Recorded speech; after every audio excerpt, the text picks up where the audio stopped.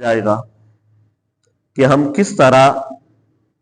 ہدایت کے راستے سے، صراط مستقیم کے راستے سے دور جا چکے ہیں۔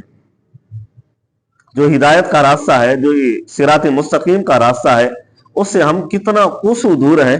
دور ہونے کی ہماری وجہ کیا ہے؟ ہمارے اندر دین کے بارے میں، اسلام کے بارے میں، اللہ رب العزت کی قدرت کے بارے میں، محبوب مصطفیٰ صلی اللہ علیہ وسلم کی رسالت کے بارے میں ایسے ایسے سوالات ذہنوں پر پیدا ہوتے ہیں کہ جن کو اگر ہم زبان پر لانا چاہیں تو ہمارے اوپر کلمہ کفر جو ہے وہ صادر ہو جاتا ہے۔ اور یہ ان سوالوں کا آنا، ایسے ایسے الفاظوں کا پیدا ہو جانا، اللہ رب العزت کی وحدانیت پر، اللہ رب العزت کی قدرت پر، حضور صلی اللہ علیہ وسلم کی رسالت پر، دین اسلام پر ایسے جو سوالات پیدا ہوتے ہیں، وہ اصل میں اس کے پیچھے شیطان ہی وہ وسوسے انسان کے دلوں کے اندر ڈال رہا ہوتا ہے۔ علامہ ابن جوزی علیہ رحمہ نے ایک کتاب لکھی تلبیس ابلیس میں، انہوں نے شیطان کے 7 طریقوں کو بتایا کہ شیطان 7 طریقوں سے انسان کو راہ راست سے ہٹاتا ہے۔ اس کا سب سے پہلا وار یہی ہوتا ہے کہ کسی طرح سے انسان جو مسلمان ہے، کلمہ پڑھنے والا ہے، اس سے کفر صادر ہو جائے، یہ ایسے الفاظ بولے، ایسی باتیں کرے، ایسے انداز سے گفتگو کرے کہ یوں معلوم ہو کہ یہ شخص اللہ رب العزت کی قدرت پر اعتراض کر رہا ہے، یا اللہ رب العزت کی وحدانیت پر اعتراض کر رہا ہے، یا حضور صلی اللہ علیہ وسلم کی خاتم النبیین پر اعتراض کر رہا ہے۔ تو اس طرح کے سوالات ہمارے ذہنوں کے اندر وہ شیطان ڈالتا ہے۔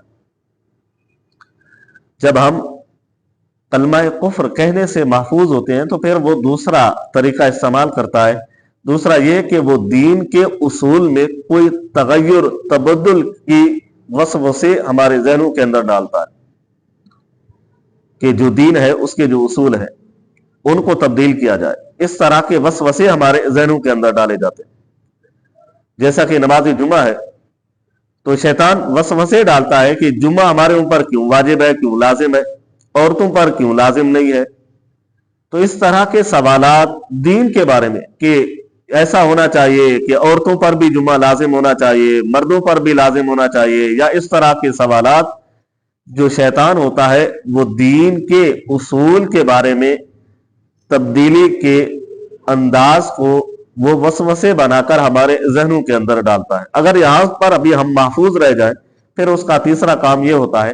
کہ وہ ہمیں کبیرہ گناہوں پر لگا دیتا ہے۔ پھر ہم کبائر گناہ، جو بڑے بڑے گناہ ہیں، وہ کرتے ہیں، کیونکہ جب ہم کبیرہ گناہ کرتے ہیں تو ان کے ذریعے سے گناہ کر کر کے جب ہمیں توبہ کرنے کی بھی توفیق نہیں ملتی تو پھر ہمارا دل سیاہ ہو جاتا ہے۔ جب سیاہ دل ہو جاتا ہے تو پھر ہم کہیں نہ کہیں، کسی نہ کسی جگہ پر اللہ کی وحدانیت، اللہ کی قدرت پر بھی اعتراض کر بیٹھتے ہیں، اور جب ہم اعتراض کر بیٹھتے ہیں تو ان کبیرہ گناہوں کی وجہ سے ہم دائرے اسلام سے بھی خارج ہو جاتے ہیں۔ جب ہم کبیرہ گناہوں سے محفوظ رہتے ہیں تو پھر ان کا چوتھا بار صغیرہ گناہوں پر ہمیں ڈال دیتا ہے، چھوٹے چھوٹے گناہ جنہیں کہا جاتا ہے، کیونکہ شیطان کو علم ہے کہ اگر یہ صغیرہ گناہوں پر پابند رہ گئے، صغیرہ گناہ یہ کرتے رہ گئے، تو ایک وقت آئے گا یہ کبیرہ گناہ بھی ضرور کر بیٹھے گے۔ تو اس طرح سے وہ ہمارے اوپر وار کرتا ہے۔ جب ہم صغیرہ گناہوں سے بھی محفوظ رہتے ہیں تو پھر پانچواں طریقہ ہوتا ہے کہ ہمارے وقت کو ضائع کر دیتا ہے۔ وقت ضائع کیسے ہوتا ہے کہ ہم